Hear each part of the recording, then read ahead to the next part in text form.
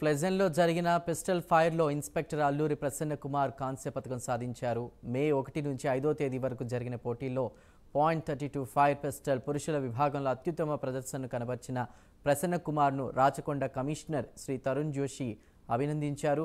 భవిష్యత్తులో మరిన్ని విజయాలు సాధించాలని ఆయన ఆకాంక్షించారు.